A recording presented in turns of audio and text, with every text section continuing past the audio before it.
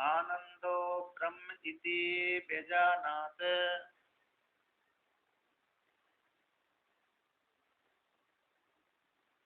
आनंदाद ही एव खलु इमानि भूतानि जायन्ते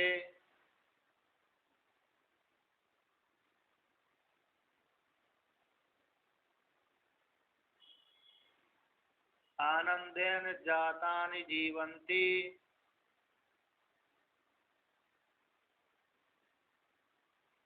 आनंदम प्रियन्ति अभिसंविशन्ति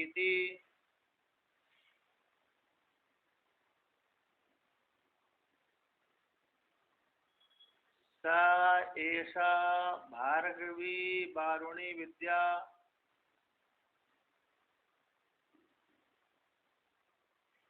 परमे व्योमन प्रतिष्ठिता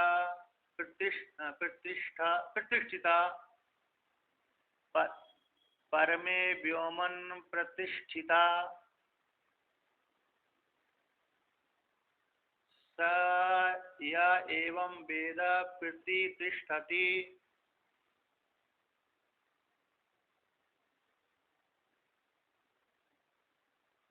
अन्नवान अन्नादो भवति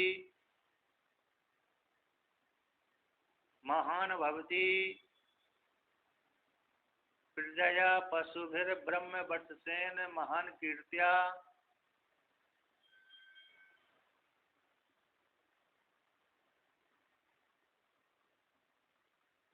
भवति।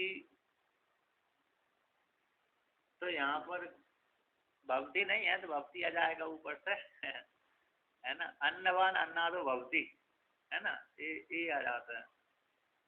तो यहाँ पर कहते हैं तो सबसे पहले मेरे ब्रह्म वरुण देवता के पास में भृगु ऋषि गए कि मेरे को हे पिताजी मेरे को ब्रह्म का उपदेश करिए। तो सबसे पहले उन्होंने साधन बतलाया कि इनके माध्यम से शरीर प्राण चक्षु इंद्रिय आदि ब्रह्म की प्राप्ति साधन है। तो साधन कहने के पश्चात फिर उन्होंने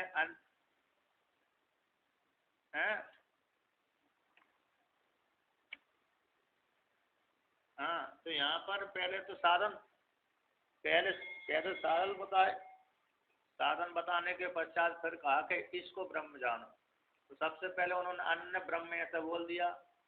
अन्न से सारी सृष्टि उत्पन्न होती है, चेष्टा करती है और संहार होता है। तो विराट को अन्न मान करके उपदेश किया था। तो अन्नमय कोष भी यहाँ पर जाते, विराट भी जाता है।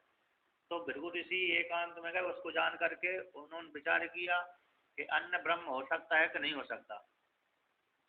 तो जैसे यस्य मतम तस्य मतम मतम यस्य नवीरता है ना। और श्रुति वहां पर केनोपनिषद में बोलती है, कौन सी, अरे केनोपनिषद में श्रुति याद है ना, एक आचार्य कहता है कि जो कोई ऐसा मानता है तो उसने ठीक नहीं जाना ब्रह्म को। तो श्रुति कौन सी है वो,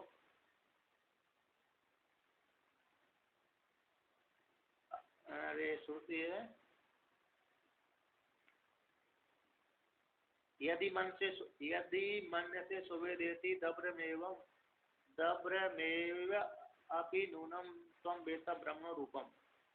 यदि तुम ऐसा मानते हो कि तुमने ब्रह्म को अच्छी प्रकार से जान लिया है, तो तुमने इसका मतलब है कि ब्रह्म को नहीं जाना, इसलिए तुमको ब्रह्म जानने योग्य है ना।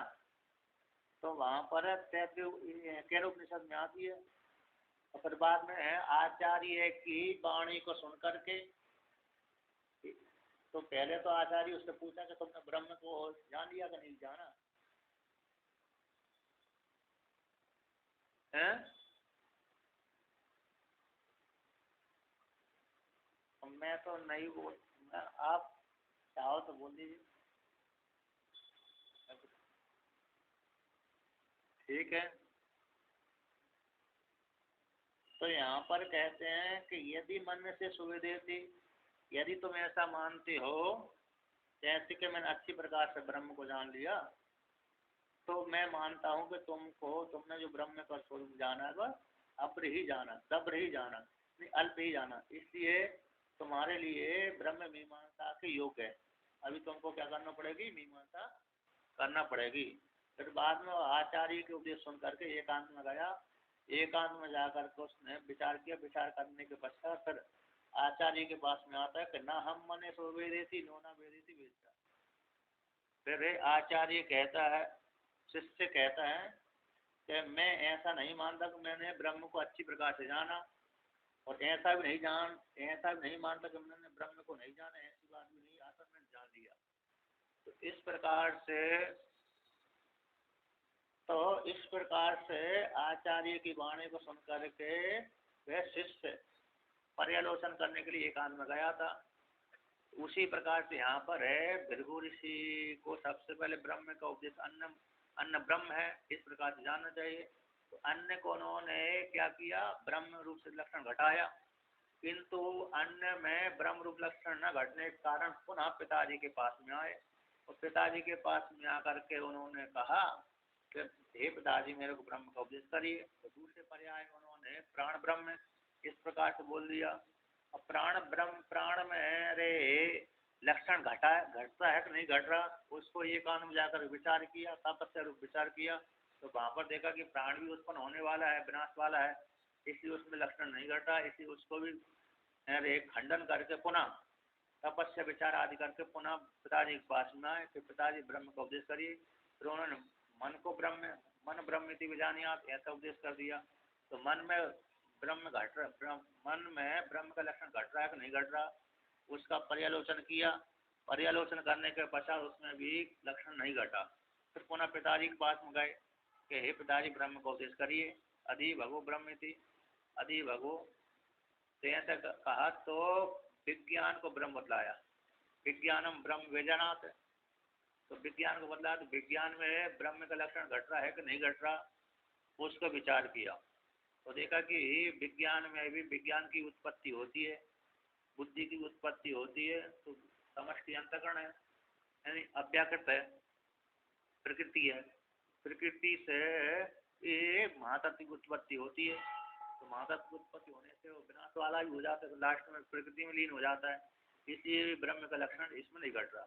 जो उत्पन्न होता है विनाश होता है उसका ब्रह्म नहीं कह सकते।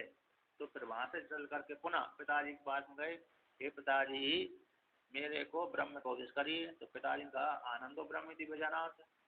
तो आनंद ब्रह्म इस प्रकार से जानना चाहिए, कहते आनंद से ही ये सारे भूत उत्पन्न होते हैं, है ना, और आनंद में ही चेष्टा करते हैं, और आनंद में ही लास्ट में जाकर के मरण काल में आनंद में ही प्राप्त हो जाते हैं, प्रवेश कर जाते हैं। प्रतिगच्छन्ति प्रियंती नहीं प्रतिगच्छन्ति, अब ही संविसंति थी, कहते हैं तारक भाव को प्राप्त हो जाते हैं। इस प्रकार से पांचों कोशों का वर्णन कर दिया। तो यहाँ पर कहते हैं पांच कोश आनंद रूप ब्रह्म को जानना चाहिए। इसके पश्चात तो यहाँ पर भी उसने सुसुप्ति अवस्था का अभिमान देवता हो गया। यहाँ पर सुसुप्ति अवस्था में आनंद रूप कोश वाली आत्मा को उसने जाना। तो इसमें भी जानने के पश्चात इसमें भी दोष देखा। कह कि कैसे दोष देखा, कह कि ये हमको प्रिय मोद प्रमोद आमोद है, प्रिय मोद प्रमोद है। तो प्रिय हो गया, किसी वस्तु को देखने से प्रिय देखने से प्रेम उत्पन्न हो गया, अच्छी लगी तो प्रिय। मोद हमने उसको खरीद लिया वस्तु को तो मोद हो गया, उसका उपभोग कर लिया तो प्रमोद हो गया, उसी को आमोद बोल देते हैं। तो प्रिय मोद प्रमोद है इत्यादि। जब प्रिय वस्तु हमारे सामने आए तो थी प्रिय, किंतु कोई हमारे सामने से दूसरा ही खरीद के ले गया, तो दूसरा ही खरीद कर लेगा, जो प्रिय लग रही थी वो अप्रिय में परिवर्तन हो गई। जैसे अरे अम्बा किसी दूसरे से प्रेम करती थी, अब भीष्मिता माँ आए तो उन्होंने उठा के ले गए उसको, है ना, अपने भाई के लिए। तो फिर वो जो प्रिय वस्तु थी वो प्रिय वस्तु अप्रिय में परिवर्तन हो गई। तो उसी प्रकार से भृगु ऋषि ने देखा, लक्षण घटाया कि इस सुसुप्ति वाले आनंद में भी ब्रह्म का निर्विशेष ब्रह्म का लक्षण नहीं घट रहा। तब नहीं घट रहा तो पुनः नहीं घटा, फिर उन्होंने इस निर्विशेष ब्रह्म इसके द्वारा लक्षित होता है, इस प्रकार से उन्होंने जाना। तो यहाँ पर पांच कोशों तक ही सुसुप्ति ने उपदेश किया। कहते हैं आनंदम श्रेयंती अभिसंविशंति, आनंद ब्रह्म में लीन हो जाते हैं, ऋषि में तादाद भाव को प्राप्त हो जाते हैं। तो श्रुति कहती सा ऐसा भार्गवी वारुणी विद्या, सा ऐसा है, ऐसा नहीं है। भार्गवी यानी भृगु ऋषि के द्वारा प्राप्त की गई थी, वरुण देवता के द्वारा उपदेश की गई है और भृगु ऋषि के द्वारा प्राप्त की गई है, इसलिए भार्गवी है। और वारुणी, वरुण से आपत्ति में थी वारुणी, वरुण से आपत्ति में वारुण अथवा वारुणी, वरुणी, और वरुणी के भाव को वारुणी, तो वारुणी विद्या वरुण देवता से आई गई है और भृगु ऋषि के द्वारा प्राप्त की गई है। ऐसी जो विद्या भार्गवी वारुणी विद्या कहलाती है, ये हो गई। अतः पंच कोशों को बाध कर करके निर्विशेष आत्म की प्राप्ति हो जाती है। तो कहते हैं अब यहाँ पर जो सुसुप्ति वाला आनंद है उसको बात करके उसने लक्षित किया निर्विशेष परमात्मा का। कहते जो निर्विशेष परमात्मा आनंद परमात्मा है इसी में प्रतिष्ठित है। तो कहाँ पर प्रतिष्ठित है उसका वर्णन करते हैं। परमे व्योमन प्रतिष्ठिता, परमे व्योम जो हृदय रूप हुआ है उसमें ये परमात्मा प्रतिष्ठिता निहित स्थिता, पहला वर्णन कर दिया। परमे व्योमन, परमे व्योमन निहितम, यो परमे वेद निहितम गुहायाम, यो वेद निहितम परमे, यो वेद निहितम परमे व्योमन, ऐसा बोला था। तो परमे व्योमन तो हृदय रूप गुहा में ये परमात्मा निहित है, प्रतिष्ठित है। तो जो परमात्मा बुद्धि रूप गुहा में प्रतिष्ठित है उस परमात्मा को लक्षित करके भृगु ऋषि ने जान लिया। परमे विवरण में जो परमे है हृदय रूप का आकाश में, हृदय आकाश में परमात्मा प्रतिष्ठित है, उसको उसने भृगु ऋषि ने लक्षित करके जाना है। यदि ऐसे ही जानेगा तो परिचिन्न हो जाएगा, है क्या नहीं। तो कहते सा या एवं वेद, सा जो कोई भी साधक या जो कोई भी एवं वेद, इस प्रकार से पांचों कोशों को बाध करके निर्विशेष आत्मा को जानता है। तो प्रतिष्ठति, उस परमात्मा में हृदय रूप गुहा में बुद्धि जो परमात्मा विराजमान है उस परमात्मा में प्रतिष्ठति एकात्म भाव को प्राप्त हो जाता है ना।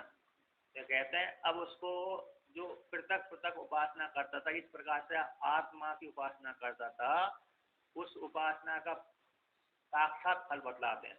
निर्विशेष फल तो अज्ञान निवृत्ति, अज्ञान निवृत्ति कारण संसार की निवृत्ति हो गई, अज्ञान की निवृत्ति हो गई, तो निर्विशेष आत्म तत्व की प्राप्ति हो गई। और लौकिक में क्या हो गया, लौकिक में बोलते हैं अन्नवान अन्नाद भक्ति, जिस प्रकार से जानकर उपासना करता है प्रत्यक्ष उसके शरीर में सामने ही ये दृश्य घटने लगते हैं। तो अन्नवान अन्नाद भक्ति, अन्न वाला हो जाता है और अन्नाद हो जाता है, अन्न को भक्षण करने वाला हो जाता है।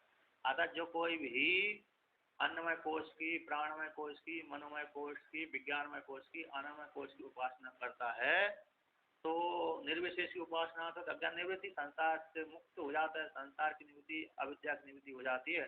और साक्षात जो अन्नमय कोश आदि रूप से आत्मा की उपासना करते उससे क्या होता है, तो उससे ये हो जाता है कि उपासक के पास में धन ऐश्वर्य संपत्ति आने लगती है।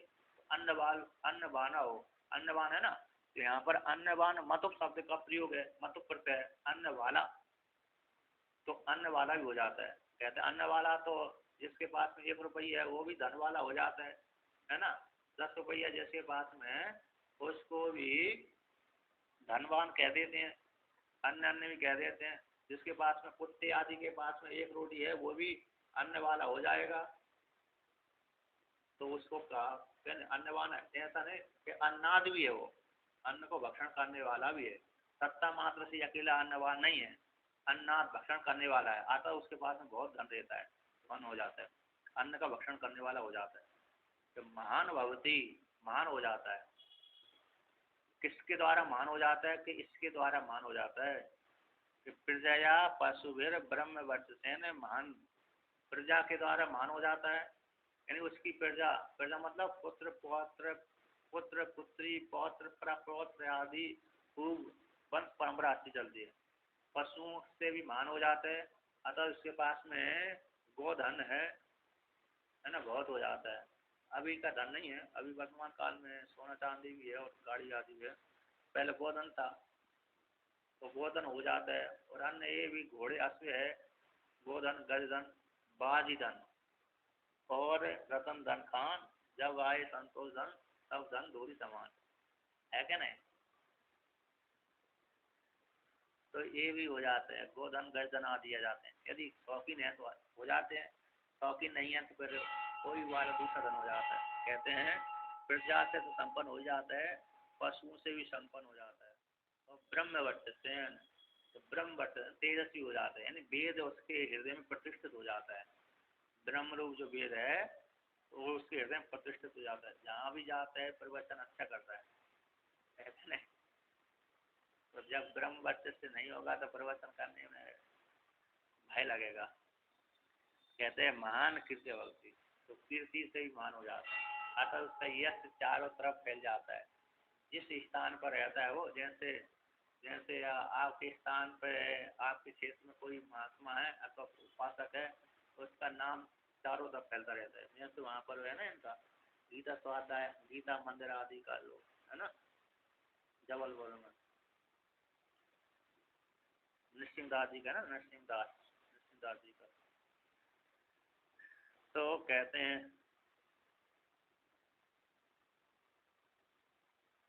अच्छा अच्छा अच्छा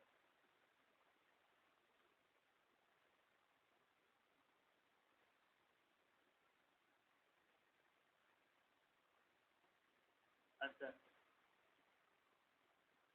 अच्छा अच्छा अच्छा, हाँ हाँ, अच्छा अच्छा।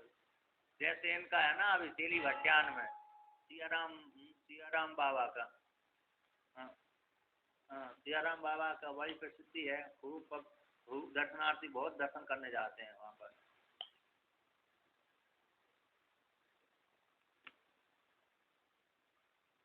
मैं नहीं मैं वो तो अब जाते हैं, लेकिन अन्य सामान्य व्यक्ति भी बहुत जाते हैं दर्शन करने के लिए। अब अब बहुत बहुत जाते हैं, बड़े बड़े लोग आग भी जाने लगे, जो उससे मतलब नहीं रखते, जुआ आदि से मतलब नहीं रखते ना, वो भी उसके उनके दर्शन करने जाते हैं। महात्मा भी जाते हैं, अन्य अन्य भी जाते हैं, सामान्य बड़े बड़े लोग भी जाते हैं, सेठ आदि भी जाते हैं। उनके नाम से कई लोगों ने अस्पताल खोले हुए हैं। मैं एक बार गया था उधर तेली भट्टान में, तो रास्ते में देखा सियाराम अस्पताल नाम से अस्पताल ही खुला हुआ उनके नाम से। तो उनके हाँ जो भी है तेली भट्टान बुजुर्ग है ना, जो भी है तेली तेली भट्ट, जो भट्टान है बुजुर्ग है, तो उनके नाम की ख्याति फैली है, इसलिए लोग बागों ने उनके नाम से होटल है, दुकान है, अस्पताल आदि खोल कर रखे हुए हैं, और दर्शन करने भी खूब आते हैं। तो यहाँ पर ये मान कीर्ति है ना, कीर्ति, तो कीर्ति शब्द से तो कीर्ति, मान कीर्ति फैल जाती है उसकी, ऐसे उपासक की। अब भगवान भास्कर इसका व्याख्यान करते हैं, कहते हैं एवं तपसः विशुद्धात्मा प्राणादिषु साकल्येन ब्रह्म लक्षणम अपश्यन् शनैः शनैर् अंतर अनुभव प्रविश्य अंतरतमम् आनंदम ब्रह्म विज्ञातवान् तपसा एव साधनेन भृगुष तस्मात् ब्रह्म विजिज्ञासुना बाह्य अंतःकरण समाधान लक्षणम परमः परमं तपः साधनम अनुष्ठेयम इति प्रकरणार्थ। कहते हैं एवं इस प्रकार से तत्व के द्वारा, विचारूप तत्व के द्वारा विशुद्ध आत्मा वाला, विशुद्ध अंतःकरण वाला, यहाँ पर कैसे विशुद्ध आत्मा, यहाँ पर निर्विशेष आत्मा नहीं है, यहाँ पर विशुद्ध अंतःकरण वाला, एक संशय से रहित, विशुद्ध आत्मा का अर्थ किया है यहाँ पर विसंशय, संशय जिससे निकल गया, ऐसे अंतःकरण वाला पुरुष प्राण आदिशु, क्यों? क्योंकि उसने विचार किया है, विचार नहीं करता, तप रूप जी विचार नहीं करता, पर्यालोचन नहीं करता, तो संशय बना रहता। तो श्रुति के लिए, श्रुति के माध्यम से, आचार्य के माध्यम से, स्वयं की युक्ति के माध्यम से, इसमें तीनों का अनुभूति हाँ पर्यालोचन इन विचार करते हैं। जैसे आप व्यापार करते हैं, बाजार में जाते हैं कि नहीं जाते, तो पर्यालोचन करके ही खरीदते हैं कि नहीं। मंडी में आप अरे अनाज लेके जाते हैं तो पर्यालोचन करके ही तो बेचते हैं, कम जा और क्या। तो कहते हैं पर्यालोचन करके विचार करके, कहते हैं विशुद्ध आत्मा वाला पुरुष, अंतगण वाला प्राण आदियों में, जो प्राण आदि है, प्राण अन्नमय कोश, प्राणमय कोश, मनोमय कोश, विज्ञानमय कोश, आनंदमय कोश, इनमें सब में साकल्यन, साकल्यन संपूर्ण से ब्रह्म लक्षणम अपश्यन, ब्रह्म के लक्षण को ना देखता हुआ। यहाँ पर अरे पश्यन अपश्यन से, अपश्यन है तो सत्री प्रत्यांत है, तो सत्री प्रत्यय वर्तमान को बोधक होता है, करता हुआ है ना, कर्म करता हुआ, खाता हुआ, पीता हुआ। तो अपश्यन, पश्य दृश्य प्रेक्षण धातु से पश्य बनता है, पश्यन सत्री लगा पश्यन बन गया एक वचन में, ना लगा दिया तो अपश्यन हो गया। तो इन सारे अन्नमय कोश आदि से लेकर के यहाँ तक के कोश में साकल रूप से, थोड़ा थोड़ा तो है लेकिन साकल संपूर्ण रूप से ब्रह्म के लक्षण को न देखता हुआ, सनई सनई भट्टरी हरियन का है, सनई कंता, सनई पंता, सनई पर्वत लंघनम, सनैर मुक्ति, सनैर मुक्ति, सनैर विद्या, सनई धनम। तो धीरे धीरे से सबका त्याग करता हुआ, अंतर अनुप्रविष्ट, भीतर भीतर जा रहा है, बाहर बाहर की उपाधि को त्याग कर रहा है, अंतर अंतर सूक्ष्म उपाधि में जा रहा है। तो सनई सनई धीरे धीरे से अंतर अनुप्रविष्ट, अंतर भीतर प्रवेश करके, अंतरतमम, जो अंतरतम सबसे भीतर जो है वो आनंद रूप ब्रह्म है, उस ब्रह्म को विज्ञातवान, उसने जान लिया था। कैसे जाना? तपस्या ये साधन है, तपस्या रूप साधन के द्वारा, तपस्या ही प्रधान साधन है। यहाँ पर तृतीय एव कार्य लगाया ना, तपस्या रूप ही प्रधान साधन के द्वारा भृगु ने उससे भाई उपाधि को त्याग करते करते विचार के द्वारा, तप रूप विचार के द्वारा अंतरतम जो परमात्मा है, यहाँ पर आनंदमयम नहीं बोला, यहाँ पर किसको बोला? आनंदम ब्रह्म है ना। तो आनंदमय बोल देते तो वहां पर निर्विशेष ब्रह्म वो नहीं होता। तो आनंद ब्रह्म को उसने जान लिया। हाँ सविशेष, तो आनंद रूप ब्रह्म को उसने जान लिया, वान विज्ञातवान जान लिया था, जानने वाला हो गया था। इसके सबसे एक साधन है, तपस्या रूप विचार रूप साधन के द्वारा, पर्यालोचन के द्वारा भृगु ने जान लिया था। तस्मात, अब यहाँ पर निगमन करते हैं, तस्मात इसी, तो जिस प्रकार से भृगु ऋषि ने विचार रूप तप के द्वारा, विचार रूप तप रूप साधन के द्वारा भारोपाधि को हटाते हटाते हटाते हटाते शुद्ध अंतरण से होकर के हटाते हटाते निर्विशेष ब्रह्म को उसने प्राप्त कर लिया। ऐसा जिस कारण से, तस्मात उसी कारण से ब्रह्म को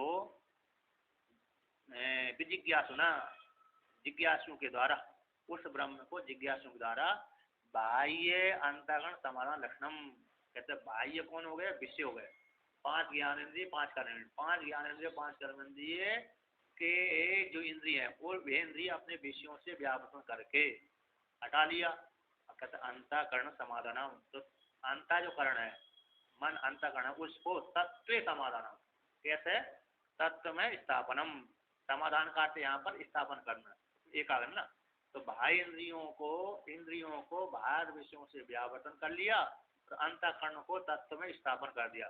समाधान का पहले लक्षण किया था स्थापन, तो अंतःकरण को तत्व में स्थापन करना रूप जो लक्षण है, जो ही परम तप है, परम श्रेष्ठ तप साधनम अनुष्ठेयम, अनुष्ठान करना चाहिए। तो तप साधन रूप से अनुष्ठेयम इसी प्रकरणार्थ, एक प्रकरण का अर्थ है। अर्थात जिसको ब्रह्म की प्राप्त करने की इच्छा है, ऐसे जिज्ञासु के लिए ब्रह्म की प्राप्ति के लिए बाहर इंद्रियों को विषयों से निवृत्त करना, अंतःकरण को तत्व में स्थापन करना, ये ही सबसे उत्तम श्रेष्ठ साधन है। ये अनुष्ठान करने योग्य वो सबसे श्रेष्ठ साधन है। ये प्रकरण का अर्थ होगा। इस प्रकार से विचार करने से आत्म तत्व की प्राप्ति हो जाती है मध्यम अधिकारी के लिए। किसके लिए? मध्यम अधिकारी के लिए इस प्रकार के विचार से आत्म तत्व की प्राप्ति हो जाती है। और उत्तम अधिकारी के लिए तो सीधा ही ज्ञान हो गया, एक बार उपदेश किया है ना, एक बार उपदेश करते हुए उसको, जैसे दसमस्तमसी, तो दसमस्तमसी उत्तम अधिकारी है, तो जैसे ही बोला कि दसवीं तुम हो, उसी समय ज्ञान हो जाता उसको। उसी प्रकार से उत्तम अधिकारी के लिए तो पहले से ज्ञान का प्रतिपादन कर दिया, सत्यम ज्ञानम तम ब्रह्म, तुम ब्रह्म है ना, तुम ब्रह्मसि, तुम ब्रह्म हो, इतना बोलते ही ब्रह्म ज्ञान उसको हो गया। तो ये मध्यम अधिकारी के लिए। तो इस प्रकार से मध्यम अधिकारी इस प्रकार से विचार करेगा, तो विचार करने के द्वारा कैसे हो जाएगा, उसको ब्रह्म की प्राप्ति हो जाएगी। इसलिए विचार जो परम से विचार जो तप ही सबसे श्रेष्ठ साधन है, ये प्रकरण का अर्थ हुआ मध्यम अधिकारी के लिए। कहते हैं अब यहाँ पर तात्पर्य कहते हैं अधुना आख्यायिका तो आख्यायिका अथो अप सत्य इति ही सत्य अप सत्य श्रुति स्वयं वचन आख्यायिका आख्यायिका निर्वृतम अर्थम आचष्टे। अधुना वर्तमान काल में आख्यायिका से आख्यायिका तो है ना, आख्यायिका से आख्यायिका तो अथवा आख्यायिका तो यहाँ तसिल जो प्रत्यय होता है वो सार्वधातिक सार्वव्यक्तिक तसिल। यद्यपि तसिल प्रत्यय पंचमी अर्थ में होता है, किंतु दूसरा सूत्र आता है सार्वव्यक्तिक तसिल, संपूर्ण व्यक्तियों से तसिल प्रत्यय हो जाता है।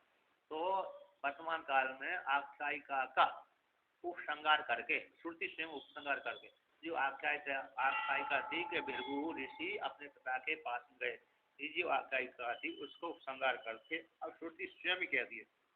श्रुति यहाँ पर आख्यायिका का समाधान हो गया, तो आख्यायिका के स्थान पर श्रुति स्वयं ही कहती है कि श्रुति स्व के मुख से स्व वचन के द्वारा आख्यायिका से निर्वृतम, तो आख्यायिका से जो निकला हुआ सार है, निर्वृत का अर्थ होगा सार है, निकला हुआ निष्पन्न हुआ, उस अर्थ को कहते हैं।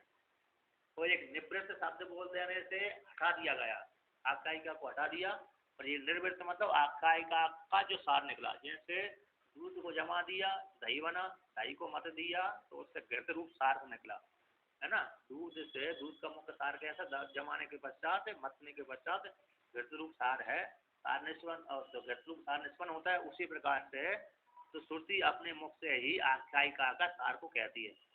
क्या है, सा एसा भार्गवी भृगुणः विदिता वरुणेन प्रोक्ता वारुणी विद्या परमे व्योमन हृदयाकाश वायाम परम आनंदे अद्वैते प्रतिष्ठिता परिसमाप्ता अन्नमयाद आनंद आत्मनो अधिप्रवृत्ता।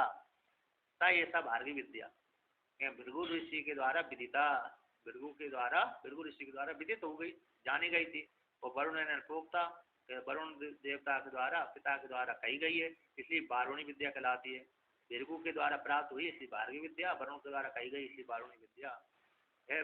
भृगु वारुणी विद्या है। कहते परमे व्योमन हृदय रूप का आकाश, परमे व्योमन का अर्थ कर दिया हृदय आकाश रूप गुहा में, परम आनंद रूप है ना, सबसे उत्कृष्ट। तो परमे आनंदे अद्वैत में, परमे आनंद, यहाँ पर परमे शब्द का परमात्मा में लीन कर दिया, तो परमे आनंद रूप अद्वैत परमात्मा में प्रतिष्ठिता साधक, साधक प्रतिष्ठित हो जाता है ना। विद्या इसमें परमात्मा प्रतिष्ठित हो जाती है, ये विद्या ही उस परमात्मा में प्रतिष्ठित हो जाती है, अर्थात ये परमात्मा को बोध करा करके समाप्त हो जाती है। यहीं तक विद्या का कार्य था, परिसमाप्ता विद्या है ना, अद्वैत में प्रतिष्ठित हो जाती है। पर ये जो भार्गवी विद्या है परमात्मा को बोध करा करके चरितार्थ हो जाती है, परिसमाप्ता बोध। अन्नमयाद आत्मनो अधिकृत, जो अन्नमय आदि आत्मा से आरंभ हुई थी, तो अन्नमय आत्मा से अधिकृत होकर के आदि यानी ऊपर ऊपर होकर के प्रवृत्त हुई थी, यानी अन्नमय कोश आत्मा उसके भीतर, प्राणमय कोश है उसके भीतर, ऊपर मनोमय कोश है उसके ऊपर, विज्ञानमय कोश है उसके ऊपर, आनंदमय कोश है, वो आनंदमय कोश के भी ऊपर परमात्मा निर्विशेष परमात्मा है। तो उपाधि को हटाकर निर्विशेष परमात्मा अव्यक्त हो जाता है।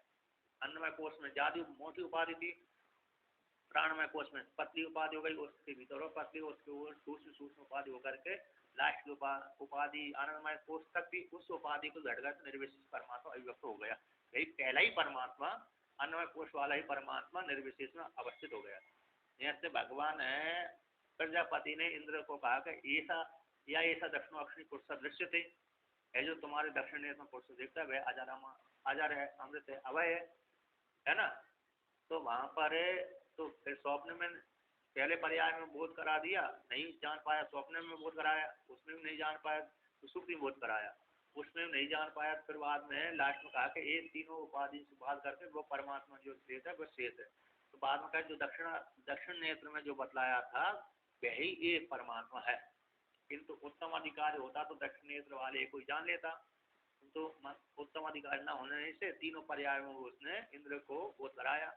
तो बोध कराने के पश्चात चौथे पर्याय में जाकर के उसको साक्षात्कार हुआ छांदोग्य उपनिषद के अनुसार। तो पहली पर्याय का वही परमात्मा ही निर्विशेष परमात्मा था। यहाँ पर कहते हैं अन्वय कोश उपाधि को हटाते हटाते हटाते निर्विशेष आत्मा में लीन हो गई, चरितार्थ हो गई। अब यहाँ पर आगे कहते हैं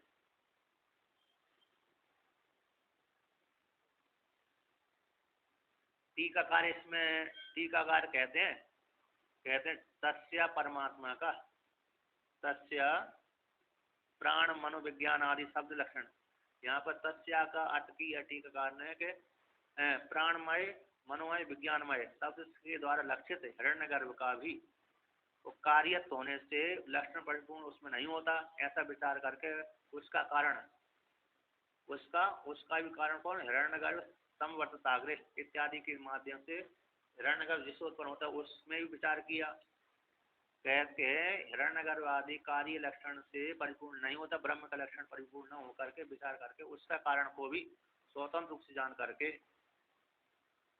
निश्चय करके सभी प्रार्थमान जितनी आनंदमय आनंद शब्द वाच्य माया से विशिष्ट ब्रह्म है उसको जान करके स्वतंत्र रूप से हिरण्यगर्भ को निषेध करके हिरण्यगर्भ का कार्य जो हिरण्यगर्भ का जो कारण है ईश्वर है उसको भी स्वतंत्र रूप से जान करके, तो स्वतंत्र रूप से जो स्वतंत्र रूप से कैसे विचार पता के वाक्य को सुन करके उसमें घटा करके निश्चय कर लिया उन्होंने भृगु ऋषि ने सभी के द्वारा प्रार्थमान आनंद शब्दवाच्य जो माया विशिष्ट ब्रह्म है, माया से विशिष्ट ब्रह्म है, उस ब्रह्म को जान करके अतः उसमें भी दोष दे करके विशिष्ट के विशिष्टांतर आत्म उत्पत्ति न होने से विशिष्ट का भेद का, तो विशिष्ट का विशिष्ट से आत्मत्व की अनुपत्ति न होने से, तो यहाँ पर कहते हैं विशिष्ट की अंतरात्मा न होने से ऐसा जिस हेतु से, तो कहते हैं इस कारण के द्वारा ईश्वर सबल ब्रह्म माया से विशिष्ट ब्रह्म के द्वारा उपलक्षित जो ब्रह्म है निर्विशेष ब्रह्म उसको जाना। तो कारणत्व से उपलक्षित विशुद्ध जो आनंद परमात्मा है उस विशुद्ध आनंद परमात्मा को भृगु ऋषि ने जान लिया था। सुसुप्ति अवस्था तक तो माया से विशिष्ट परमात्मा था, तो उससे उपलक्षित जो विशुद्ध आनंद परमात्मा है उस विशुद्ध आनंद परमात्मा को भृगु ऋषि ने पिता के वाक से जाना था, है ना। अब यहाँ पर इसी को कहते हैं कि या एवं अन्योपि ही तपसा एव साधनेन अनेन एव क्रमेण अनुप्रविश्य आनंदम ब्रह्म वेदा सा एवं विद्या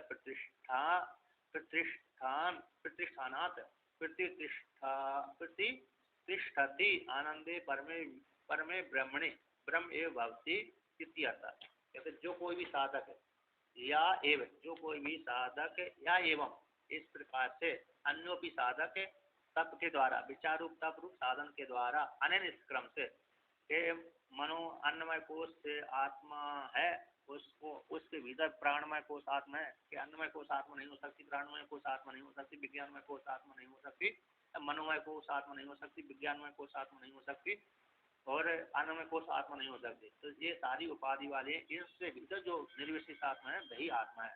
इस क्रम से अनुप्रवेश करके भीतर प्रवेश करके आनंद रूप ब्रह्म को वेद जो कोई भी जानता है सा जानने वाला साधक एवं इस प्रकार से विद्या प्रतिष्ठानात् विद्या की प्रतिष्ठा से विद्या के माध्यम से प्रतिष्ठति वह साधक उसमें आनंद परमात्मा में आनंदे परमे ब्रह्मणि आनंद परमात्मा प्रतिष्ठित हो जाता है, एक के भाव को प्राप्त हो जाता है। अतः ब्रह्म ये भक्ति ब्रह्म ही हो जाता है, ब्रह्मवेद ब्रह्म ही भक्ति है ना, ब्रह्म को जानने वाला ब्रह्म हो जाता है। इस प्रकार से विद्या जिसमें जाकर प्रतिष्ठित हो जाती है उसी में जाकर के उसी विद्या का जो अधिष्ठान रूप परमात्मा है, अधिष्ठान रूप परमात्मा के साथ वह साधक एक के भाव को प्राप्त हो जाता है। हाँ हाँ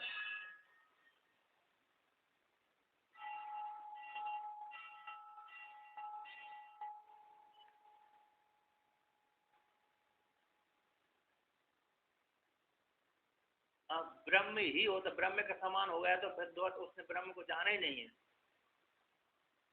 जैसे घट को फोड़ेंगे तो आप महाकाश में, तो महाकाश में ही लीन होगा ना, महाकाश के समान नहीं होगा ना।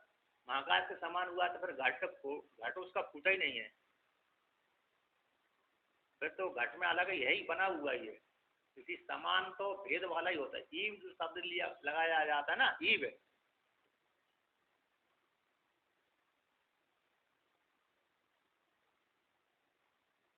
हाँ फिर तक कर, तो सागर की लहर भी सागर से भिन्न ही नहीं है, तो सागर रूपी ही है ना। यद्यपि साम दूसरे वाले व्यक्ति को दिखता है कि सागर से लहर उठ रही है, लेकिन सागर से वो भिन्न ही नहीं है, इसलिए वहां पर ईव नहीं लगता है ना, एव लगता है। ईव लगा देते यहाँ पर, इसलिए भगवान भास्कर ने ईव न लगा करके एव लगाया है। तो ब्रह्म एव, ब्रह्म ही होता है।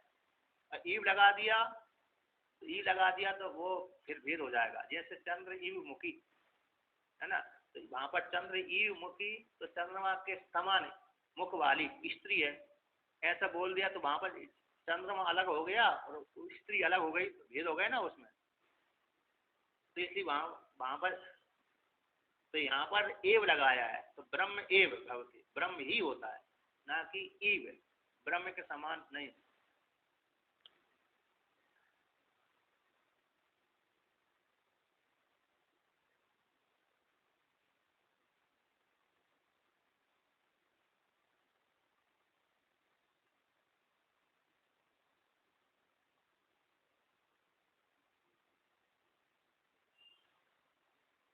हाँ,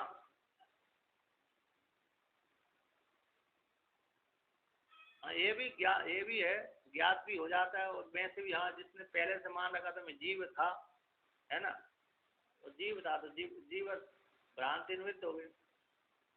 और हम्म,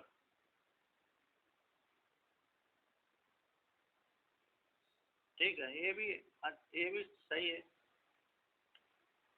और जो जिसने पहले से आरोप लग दिया उसकी श्रुति ने ऐसे बोल दिया कि मैं पहले जीव था, ब्रह्म नहीं था, है ना, इसलिए श्रुति ने एवकार के द्वारा जोर लगा दिया, एवकार के द्वारा जोर लगा दिया। तो यदि एवकार के द्वारा जोर नहीं लगाते तो हो सकता संशय हो जाए उसको, ब्रह्म होता हूँ कि नहीं होता हूँ, इसलिए एवकार के द्वारा उसने श्रुति ने जोर लगाया। हाँ, वैसे भी भगवान भास्कर ने और कहीं और जगह योग वासिष्ठकार ने कहा है कि फिर ब्रह्म ज्ञान होने के पश्चात उसको मैं ब्रह्म हूँ इस प्रकार कहने की आवश्यकता नहीं रहती, है ना। तो जब बचे ना, कहता भी नहीं। हाँ, तो देखिए, तो यहाँ पर ब्रह्म ये भवती, ब्रह्म ही हो जाता है ना, ब्रह्म ये भवती है, भवती यानी है, ब्रह्म ही है, इति आता है। ये इसका प्रकरण का अर्थ हो गया। कहते हैं अब विद्या के दृष्ट फल को वर्णन करते हैं। जो दृष्ट फल है ना ब्रह्म, ब्रह्म विद्या का, उपासना का, तो उपासना को लेकर कहते हैं दृष्टम व फलम तत्सोचित, दृष्ट फल को कहते हैं। अब दृष्ट फल तो होगा, संसार की निवृत्ति हो गई उसकी, है ना। अब बाद में दोबारा जाने की प्राप्ति नहीं होगी, उसने जान लिया कि मैं ब्रह्म ही हूँ, अब दोबारा मेरा जन्म अब नहीं होगा। अब कहते हैं प्रत्यक्ष जो उपासना करी थी उसका कोई ना कोई फल होना चाहिए। अन्नमय कोश आदि की उपासना करी थी उसने, पहले माना जाना था, इतनी मेहनत करी, तो उसका क्या फल होता है, उसका कहते हैं अन्नवान प्रभूतम अन्नस्या विद्यते इति अन्नवान, अन्नवान हो जाता है, प्रभुत अन्न वाला हो जाता है। प्रभुतम अन्न अस्त विद्यते इति अन्नवान, प्रभुत यानी अधिक, प्रभुत का बोलते हैं बहुत ढेर, है ना, खजाना, तो खजाने वाले अन्न वाला हो जाता है, उसको अन्नवान कहते हैं। मतलब यहाँ पर जो प्रत्यय है प्रभुत वर्णन कर दिए, अन्न वाला, कहते सत्ता मात्र तो सर्वो ही अन्नवान इति विद्या विशेषो न स्यात्, कहते सत्ता मात्र से, हमारे पास 1 रुपया है, 2 रुपये है, तो हमारे पास 1 रुपया सत्ता होने से ही हम अन्न धन वाले हो गए, है ना। 1 रुपये वाले, 2 रुपये वाले हो गए हम, तो 1-2 रुपये वाले हो जाने से फिर कैसे सत्ता मात्र से हो रहे हैं, तो इसमें विद्या और अविद्या वाले में क्या विशेषता है। ये सत्ता मात्र से ही सारे व्यक्ति अन्नवान हो जाते हैं, तो विद्या विशेष होना चाहिए, विद्या के द्वारा विशेषता तो कोई नहीं हुई, ऐसी प्राप्त हो जाने पर सिद्धांत कहते ना एवं प्रकार से अन्नम अत्यति अन्नादो, अन्न अन्न को भक्षण करने वाला होने से अन्नाद भी है। अकेला सत्ता मात्र से ही वो अन्न वाला नहीं है, किंतु अन्न को भक्षण करने वाला होता है। अथवा किसी ने कह दिया मैं भी धनाढ़ हूँ, है ना, सामान्य व्यक्ति ने कह दिया मैं धनाढ़ हूँ, धनी हूँ, मेरे पास बहुत संपत्ति है, किंतु भली हो ना उसके पास में किसी की दूसरे की संपत्ति के पास में खड़ी होकर बोल देते ये गाड़ी मेरी है, बोलते कि नहीं बोलते? अरे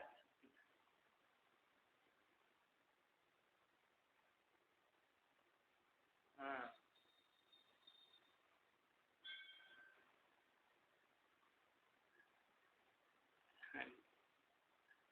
जी ऐसे वाली का हाँ दूसरा ये भी है ना, जी जी दूसरा ऐसा भी है ना, अरे हमको हमारी इज्जत बचाना है ना, हम मित्रों के साथ गए, हम इज्जत वजह अच्छी बाजार से खरीद करके कपड़े तो नहीं ले गए, दूसरे से मांग के कपड़े ले गए, तो दूसरे को उधार की गाड़ी ले गए, मित्र की गाड़ी ले गए, तो किसी ने कहा ये गाड़ी कौन की है? मेरी गाड़ी, मैं चला के लेके आया हूँ ना, मैं अच्छे कपड़े पहन के आया तो मेरी गाड़ी है कि नहीं? बोलते ही नहीं बोलते?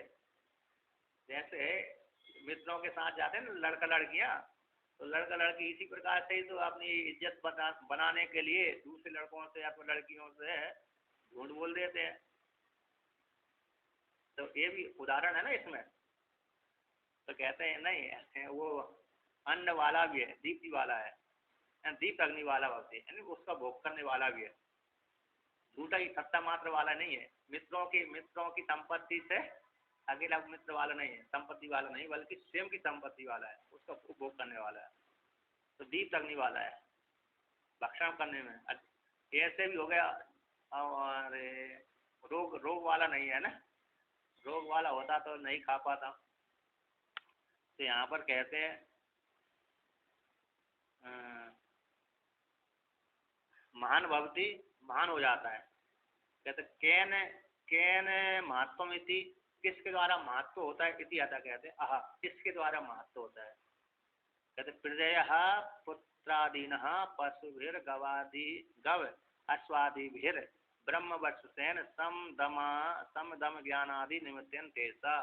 प्रजा के द्वारा पुत्रादि के द्वारा, पुत्र पौत्र प्रपौत्र आदि, प्रजा पुत्र पुत्री आदि के द्वारा मान हो जाता है। पशुभिर गो अश्व आदि के द्वारा मान हो जाता है। ब्रह्मवर्षसेन यानी सम दम ज्ञान, सम है दम है, अंदर इंद्रिय बाहर इंद्रिय को निकले ज्ञान आदि वेद का ज्ञान आदि निमित्त से तेजस्वी हो जाता है। त्वक दीप्ति वाला, यहाँ से तेजस शब्द का अर्थ किया त्वक दीप्ति, तो त्वचा से दीप हो जाता है, त्वचा का कांति भी उसकी अच्छी हो जाती है। जैसे जो है ना व्यक्ति खूब अच्छा खाते पीते हैं, मतलब सावन प्रयोग आदि करते हैं, उससे भी तेजस्वी हो जाता है। एक बार मैं भी किसी शहर में पढ़ने के लिए गया, 1 महीना के लिए, खूब सावन लगाता था, धूप में नहीं निकलता था, तो गाँव में रहता था तब तो थोड़ा काला काला सा शरीर था मेरा, जब शहर में गया 1 महीना रहा तो मेरा शरीर ही परिवर्तन हो गया, जो थोड़ा कालापन था वो बुरा में परिवर्तन हो गया मेरा। तो तब मैंने देखा कि ऐसा भी हो जाता है। इसलिए छाया वाले ज्यादा गोरे होते हैं, धूप वाले थोड़े काले होते हैं। तो त्वचागत गांति भी हो जाती है। यहाँ पर टिप्पणी कारण तेज शब्द के अर्थ पे त्वक दीप चले गया, तो त्वक यानी त्वचा, त्वचा के द्वारा दीप हो जाता है, तेजस्वी हो जाता है। महान भक्ति, महान हो जाता है। कीर्त्या ख्यात्या स्व प्रचार निमित्ता, कहते हो कीर्ति यानी ख्याति फैल जाती है, स्व प्रचार निमित्ता, तो मतलब उसके ऐसे अच्छे कर्म थे उसके द्वारा सारे जिस क्षेत्र में रहता है उस क्षेत्र में उसकी कीर्ति फैल जाती है। नहीं बहुत अच्छा अमुक व्यक्ति बहुत बहुत बहुत है। ये जीवन मुक्ति अवस्था वाले का है ना, कैसा है, जीवन मुक्ति अवस्था वाले के फल है।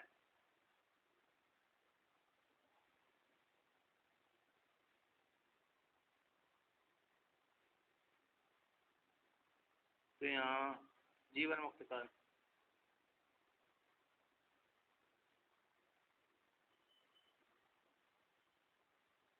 कहते हैं जो जीवन मुक्ति अवस्था वाला है उसको ईश्वर की कृपा, ईश्वर का भजन किया था, ईश्वर के भजन के प्रभाव से, है ना, इनके उपासना के प्रभाव से सारी समृद्धि आदि उसमें देखी जाती है। किसमें देखी जाती है? साक्षात जीवन मुक्त वाले व्यक्ति में अथवा साधकों में, भक्तों में। जैसे भक्तों के पास में ये समृद्धि देखी जाती है ना, साधु आदि है, तो साधु महात्मा आदि है, अरे इन्होंने भगवान का भजन किया, इसलिए इनके बड़े बड़े भगवान के भजन करने के कारण अरे इनके बड़े बड़े कैसे बन गए, आश्रम आदि बन गए। तो आश्रम आदि में जाकर के व्यक्ति जो घर में सामान्य व्यक्ति रहता है उससे दुगना तिगनी संपत्ति महात्मा के पास में हो जाती है। क्यों? ईश्वर का भजन करने के कारण सारे व्यक्ति उनको भेंट देने लगते हैं। देते कि नहीं देते? तो इस प्रकार से वर्णन किया। अब आगे